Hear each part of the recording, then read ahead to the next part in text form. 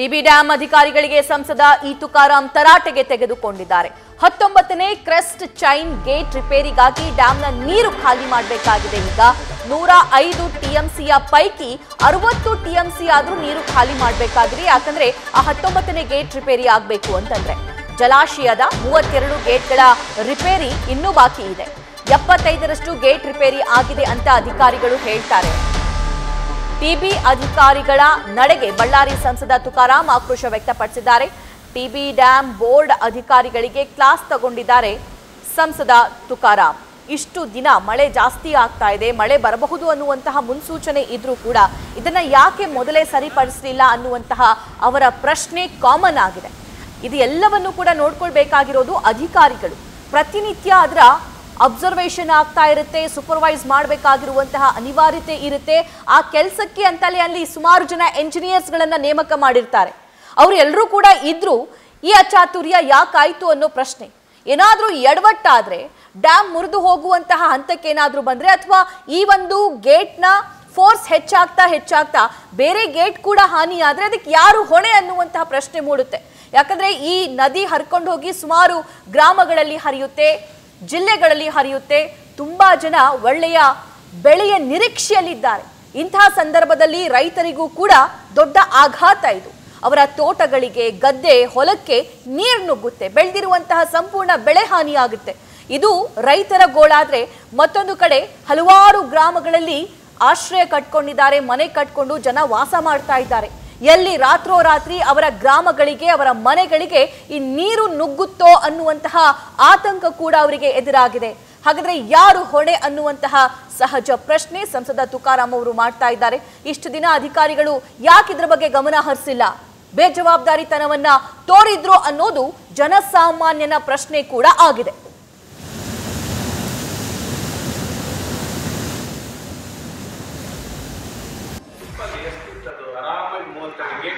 ನೀಟಾಗಿ ಮೇಂಟೆನೆನ್ಸ್ ಮಾಡಿ, ಆಪರೇಟ್ ಮಾಡಿ, ಎಲ್ಲ ಪಕ್ಕ ಅಂತ ಸರ್ಟಿಫಿಕೇಟ್ ಇದೆ ತೋರಿಸ್ತಾರೆ.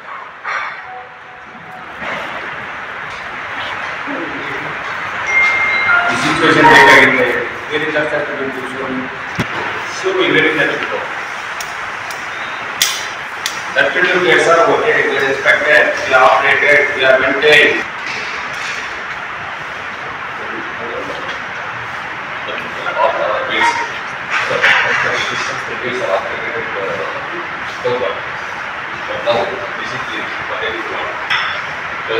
See, anyway, this is a test storage. Okay. ಅದೇನು మా జవాబుదారీ ఆ జవాబుదారీ పని ఎవరు చేస్తారు, యాదినం చేస్తారు. వేరే అప్డేట్ సర్టిఫికేట్ డ్యామ్ గేట్స్ ఆಗುತ್ತೆ, ಮೇಂಟೆನೆನ್ಸ್ ಆಗುತ್ತೆ, ಬೇರೆ ಇಲ್ಲಕ್ಕೆ ಸುಮ್ಮನೆ ಯಾಕೆ ಹೇಳ್ತೀವಿ. ಹಿಂಗಾಗಿ ದೇಶ ಹಾಳಾಗಿರೋದು. ಸುಮ್ಮನೆ ಇಂಜಿನಿಯರ್ ಇಲ್ಲ, ಏನಿಲ್ಲ, ಏನು ಕಥೆ ಮಾಡಲ್ಲ.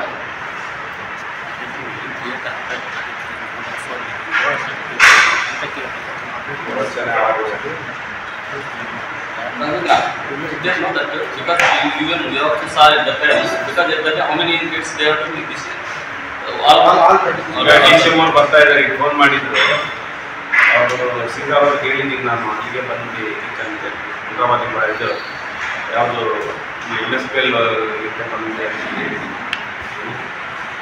ಅದು ರಿಪೋರ್ಟ್ಸ್ ಏನೇನು ಬೇಕು ಎಲ್ಲ ರೆಡಿ ಮಾಡ್ಕೊಳ್ಳಿ.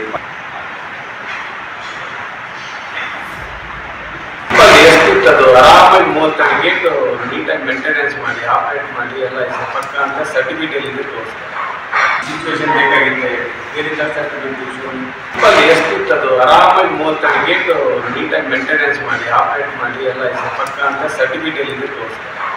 ಸಿಚುವೇಶನ್ ಬೇಕಾಗಿದೆ, ಏನಿಲ್ಲ ಸರ್ಟಿಫಿಕೇಟ್ ಎಷ್ಟಿತ್ತದು ಆರಾಮಾಗಿ 30 ಗೇಟ್ ನೀಟಾಗಿ ಮೇಂಟೆನೆನ್ಸ್ ಮಾಡಿ, ಆಪರೇಟ್ ಮಾಡಿ, ಎಲ್ಲ ಪಕ್ಕ ಅಂತ 32 ಗೇಟ್ ಇದೆ. ಆ 32 ಗೇಟ್ ಅನ್ನ ನೀಟಾಗಿ ಮೇಂಟೈನ್ ಮಾಡಬೇಕಾಗಿತ್ತು ಅಂತ ಹೇಳಿ ಸಂಸದ ತುಕಾರಾಂ ಅವರು ಅಲ್ಲಿ ಅಧಿಕಾರಿಗಳಿಗೆ ಕ್ಲಾಸ್ ತಗೊಂಡಿದ್ದಾರೆ. ಅದಷ್ಟೇ ಅಲ್ಲ, 106 ಟಿಎಂಸಿ ಸಾಮರ್ಥ್ಯದ ಡ್ಯಾಮ್ ಇದು. ಅದರಲ್ಲಿ 60 ಟಿಎಂಸಿ ಆದ್ರೂ ನೀರು ಖಾಲಿ ಮಾಡಬೇಕಾಗಿದೆ. ಅಂದ್ರೆ ಬರಗಾಲಕ್ಕೆ ಅಥವಾ ಈ ಬೇಸಿಗೆ ಸಂದರ್ಭದಲ್ಲಿ ರೈತರಿಗೆ ಏನು ನೀರು ಉಳಿಯುತ್ತೆ ಅನ್ನುವಂತಹ ಪ್ರಶ್ನೆ. ಯಾಕಂದ್ರೆ ಅದೇ ಡ್ಯಾಮ್ ನೀರನ್ನ ಸಾಕಷ್ಟು ಜನ ನೆಚ್ಕೊಂಡಿದ್ದಾರೆ. ಅದೇ ಡ್ಯಾಮ್ ನೀರಿನಿಂದ ಸಾಕಷ್ಟು ಜನ ತಮ್ಮ ಬೆಳೆಗಳಿಗೆ ನೀರು ಒದಗಿಸುವಂತಹ ಕೆಲಸ ಮಾಡ್ತಾರೆ. ಆದರೆ ಮುಂಬರುವಂತಹ ದಿನದಲ್ಲಿ ಇದೆಲ್ಲದರ ಹೊಣೆ ಯಾರು ಹೊರ್ತೀರಾ ಅನ್ನುವಂತಹ ಪ್ರಶ್ನೆ ಅಲ್ಲಿ ಮಾಡಲಾಗ್ತಾ ಇದೆ. ಆದರೆ ಇದು ಆದಷ್ಟು ಬೇಗ ಸರಿ ಹೋಗಬೇಕು ಅಷ್ಟೇ. ಇದು ಸರಿ ಹೋಗಬೇಕು, ಈ ಸಿಚುವೇಶನ್ ಸ್ಟಾಪ್ ಆಗಬೇಕು, ನೀರು ಹರಿಯೋದು ಸ್ಟಾಪ್ ಆಗಬೇಕು ಅಂತಂದ್ರೆ 60 TMC ಅಷ್ಟು ನೀರಾದರೂ ಹರಿದು ಹೋಗಬೇಕು.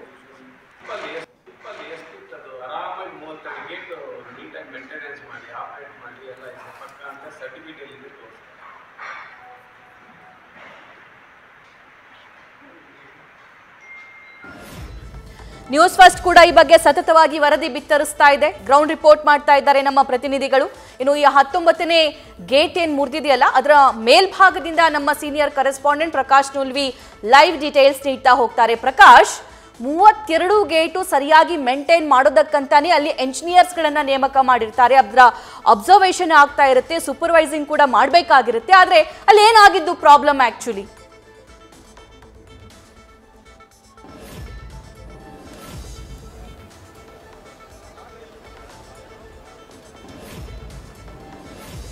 ಸಭಾ, ನೀವು ಹೇಳಿದಂತೆ ಇಡೀ ಈ ಪ್ರಾಜೆಕ್ಟ್ ಅನ್ನ ಮೇಂಟೈನ್ ಮಾಡೋದಕ್ಕೆ ಅಂತಾನೆ ತುಂಗಭದ್ರಾ ಜಲಾಶಯದ ಬೋರ್ಡ್ ಇದೆ, ಟಿಬಿ ಬೋರ್ಡ್ ಇದೆ.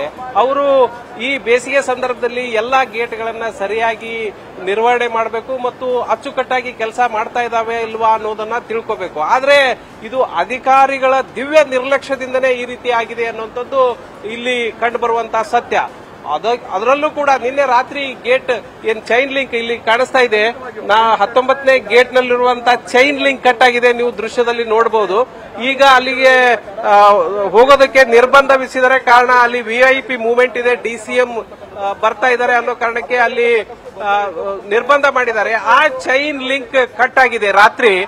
ಆದ್ರೆ ವಿಚಿತ್ರ ಅಂತಂದ್ರೆ ಈ ಚೈನ್ ಕಟ್ ಆಗಿರೋದು ಇಲ್ಲಿನ ಅಧಿಕಾರಿಗಳಿಗೂ ಕೂಡ ಗೊತ್ತಾಗಿಲ್ಲ. ಇದ್ದಕ್ಕಿದ್ದಂತೆ ನದಿಯ ನೀರಿನ ಮಟ್ಟದಲ್ಲಿ ಏರಿಕೆ ಆಗಿದೆ. ಆವಾಗ ಏನು ನದಿ ಪಾತ್ರದ ಜನ ಏನಿದ್ದಾರೆ, ಆ ಮೀನುಗಾರರು, ಅದರಲ್ಲೂ ವಿಶೇಷವಾಗಿ ಮೀನುಗಾರರು ನದಿಯಲ್ಲಿನ ನೀರು ಹೆಚ್ಚಳವಾಗಿರೋದನ್ನ ಗಮನಿಸಿ ಅಧಿಕಾರಿಗಳ ಗಮನಕ್ಕೆ ತಂದಿದ್ದಾರೆ. ನದಿಯಲ್ಲಿ ನೀರು ಹೆಚ್ಚಾಗಿದೆ, ಏನಾಗಿದೆ ನೋಡಿ ಗಮನಿಸಿ ಅಂತೇಳಿ.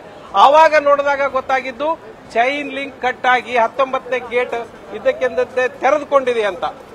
ಹಾಗೆ ಒಂದು ವೇಳೆ ಇದ್ದಕ್ಕಿದ್ದಂತೆ ಈ ರೀತಿಯಾಗಿ ತೆರೆದುಕೊಂಡ್ರೆ ಏನಾಗುತ್ತೆ ಅಂತಂದ್ರೆ ಒಂದೇ ಗೇಟಿನ ಮೇಲೆ ಹೆಚ್ಚು ಪ್ರೆಷರ್ ಬೀಳೋದಕ್ಕೆ ಆರಂಭ ಆಗುತ್ತೆ. ಹಾಗೆ ಹೆಚ್ಚು ಪ್ರೆಷರ್ ಬಿದ್ದಂತಹ ಸಂದರ್ಭದಲ್ಲಿ ಈ ಜಲಾಶಯಕ್ಕೆ ತೊಂದರೆಯಾಗುವಂತಹ ಸಂದರ್ಭ ಇರುತ್ತೆ. ಹಾಗಾಗಿ ರಾತ್ರಿನೇ ಎಲ್ಲ 33 ಗೇಟ್ಗಳನ್ನ ತೆರೆದು ನದಿಗೆ ನೀರನ್ನ ಹೊರಬಿಡಲಾಗ್ತಾ ಇದೆ. ಈಗ ನೀವು ಗಮನಿಸ್ತಾ ಇದ್ದೀರಿ, ನೀರಿನ ರಭಸವನ್ನ ಒಟ್ಟು ಸುಮಾರು 100ಕ್ಕೂ ಹೆಚ್ಚು ಕ್ಯೂಸೆಕ್ಸ್ ನೀರನ್ನ ಹೊರಬಿಡಲಾಗ್ತಾ ಇದೆ. ಕಾರಣ ಅಂತಂದ್ರೆ ಒಳಹರಿವು 28,000 ಕ್ಯೂಸೆಕ್ಸ್ ಇದೆ. ಈ ಹರಿವಿನ ಆಧಾರದ ಮೇಲೆ 100ಕ್ಕೂ ಹೆಚ್ಚು ಕ್ಯೂಸೆಕ್ಸ್ ನೀರನ್ನ ಹೊರಗೆ ಬಿಡಲಾಗ್ತಾ ಇದೆ. ಕಾರಣ ಅಂತಂದ್ರೆ ನೀರಿನ ಒತ್ತಡವನ್ನ ಕಡಿಮೆ ಮಾಡಬೇಕು ಅನ್ನೋ ಉದ್ದೇಶ. ಈ ಜಲಾಶಯಕ್ಕೆ ಯಾವುದೇ ತೊಂದರೆ ಆಗಬಾರದು ಅನ್ನೋದಾದ್ರೆ ನೀರಿನ ಹೊರಹರಿವನ್ನ ಹೆಚ್ಚು ಮಾಡಬೇಕು. ಹೊರಹರಿವು ಹೆಚ್ಚು ಮಾಡಿದಂತ ಸಂದರ್ಭದಲ್ಲಿ ಒಳಹರಿವು ಕಡಿಮೆ ಆದ್ರೆ ಜಲಾಶಯದ ಮೇಲಿರುವಂತಹ ಒತ್ತಡ ಕಡಿಮೆ ಆಗುತ್ತೆ. ಆಗ ಜಲಾಶಯಕ್ಕೆ ಯಾವುದೇ ತೊಂದರೆ ಆಗಲ್ಲ. ಸುಮಾರು 70 ವರ್ಷಗಳಿಂದ ಹಿಂದೆ ಕಟ್ಟಿರುವಂತಹ ಈ ಬ್ರಿಡ್ಜ್, ಇಲ್ಲೇ ನಿಮಗೊಂದು ಉದಾಹರಣೆಯನ್ನ ತೋರಿಸ್ತೀನಿ ಸಭಾ. ಇದು ಸಿಮೆಂಟ್ ಇಲ್ಲದೇನೆ ಕಟ್ಟಿರುವಂತಹ ಬ್ರಿಡ್ಜ್. ಇದು ಏನು ಈ ಭಾಗದಲ್ಲಿ ಸುಣ್ಣದ ಕಲ್ಲಿಗಳು ಅಂದ್ರೆ ಗಚ್ಚನ್ನ ಉಪಯೋಗಿಸಿ ಕಟ್ಟಿರುವಂತಹ ಬ್ರಿಡ್ಜ್ಗಳಿವು. ಇಡೀ ಬ್ರಿಡ್ಜ್ ಯಾವುದೇ ಸಿಮೆಂಟ್ ಅನ್ನ ಬಳಸದೇನೆ ಕಟ್ಟಲಾಗಿದೆ. 1949ರಲ್ಲಿ ಆರಂಭವಾಗಿ 1953ರಲ್ಲಿ ಇದು ಪೂರ್ಣ ಆಗತ್ತೆ. ಒಟ್ಟು 70 ವರ್ಷಗಳ ಕಾಲ ಯಾವುದೇ ಒಂದು ಸಣ್ಣ ಡ್ಯಾಮೇಜ್ ಇಲ್ಲದೆ ಕೂಡ, ಏನೂ ತೊಂದರೆ ಇಲ್ಲದೆ ಕೂಡ ನಿರಂತರವಾಗಿ ಕಾರ್ಯನಿರ್ವಹಿಸ್ತಾ ಇದೆ. ಆದ್ರೆ ಇದೀಗ 19ನೇ ಗೇಟ್ ನ ಚೈನ್ ಲಿಂಕ್ ಕಟ್ ಆಗಿರೋದು ಈ ನದಿ ಪಾತ್ರದ ಜನರ ಆತಂಕಕ್ಕೆ ಕಾರಣ ಆಗಿದೆ. ಯಾಕೆಂತಂದ್ರೆ ಇದು ಮುಂಗಾರು ಹಂಗಾಮು, ಈ ಸಂದರ್ಭದಲ್ಲಿ ಒಳಹರಿವು ಹೆಚ್ಚಾಗಬೇಕು, ಜಲಾಶಯ ಭರ್ತಿ ಆಗಬೇಕು. ನಂತರದ ದಿನಗಳಲ್ಲಿ ಇದೇ ನದಿ ನೀರನ್ನ ನಂಬಿ ಈ ನದಿ ಪಾತ್ರದ ಜನ ಬೆಳೆಗಳನ್ನ ಬೆಳೀತಾರೆ, ಭತ್ತವನ್ನ ಬೆಳೀತಾರೆ, ಮೆಣಸಿನಕಾಯಿಗಳನ್ನ ಬೆಳೀತಾರೆ, ವಿವಿಧ ಧಾನ್ಯಗಳನ್ನ ಬೆಳೀತಾರೆ. ಮುಂಗಾರು ಮತ್ತು ಹಿಂಗಾರು ಹಂಗಾಮಿನಲ್ಲಿ ಬೆಳೆಯುವಂತಹ ಧಾನ್ಯಗಳನ್ನ ಬೆಳೆದುಕೊಳ್ತಾರಲ್ಲ, ಅವರಿಗೆ ಈಗ ಆತಂಕ ಶುರುವಾಗಿದೆ. ಕಾರಣ ಅಂತಂದ್ರೆ ನೀರೆಲ್ಲ ಈ ರೀತಿಯಾಗಿ ಪೋಲಾದ್ರೆ ನಮ್ಮ ಬೆಳೆಗಳನ್ನ ಬೆಳೆಯೋದು ಹೇಗೆ ಅನ್ನುವಂತ ಆತಂಕ. ಈಗಾಗಲೇ ರೈತರು ಭತ್ತವನ್ನ ಬಿತ್ತಿದ್ದಾರೆ. ಭತ್ತಕ್ಕೆ ಈ ಇರುವಂತಹ ಹಂಗಾಮಿನಲ್ಲಾದ್ರೂ ನೀರು ಸಾಕಾಗತ್ತಾ ಅನ್ನುವಂತ ಆತಂಕ ಎದುರಾಗಿದೆ. ಹಿಂಗಾರು ಹಂಗಾಮು ದೂರದ ಮಾತು, ಒಂದು ವೇಳೆ ಏನಾದ್ರೂ ಮುಂಬರೋ ದಿನಗಳಲ್ಲಿ ಮಳೆ ಆಗಿ ಈ ಡ್ಯಾಮ್ ಮತ್ತೆ ತುಂಬಿಕೊಂಡ್ರೆ ಹಿಂಗಾರು ಹಂಗಾಮು ಸಾಧ್ಯ ಆಗತ್ತೆ ಹೊರತು ಈ ವರ್ಷ ಹಿಂಗಾರು ಸಾಧ್ಯ ಇಲ್ಲ. ಆದ್ರೆ ಅದೃಷ್ಟವಶಾತ್ ಕುಡಿಯೋ ನೀರಿಗೆ ಯಾವುದೇ ತೊಂದರೆ ಇಲ್ಲ ಅಂತೇಳಿ ಅಧಿಕಾರಿಗಳು ಸ್ಪಷ್ಟಪಡಿಸಿದ್ದಾರೆ. ಇದೀಗ ಈ ನೀರು ಆದಷ್ಟು ಬೇಗ ಈಗಲೂ ವ್ಯರ್ಥವಾಗಿ ಹರಿದು ಹೋಗ್ತಾ ಇದೆ. ಈ ನೀರು ನಿಲ್ಲಬೇಕು ಅಂತಂದ್ರೆ ಆದಷ್ಟು ಬೇಗ ಕಾಮಗಾರಿಗಳನ್ನು ಆರಂಭ ಮಾಡಬೇಕು.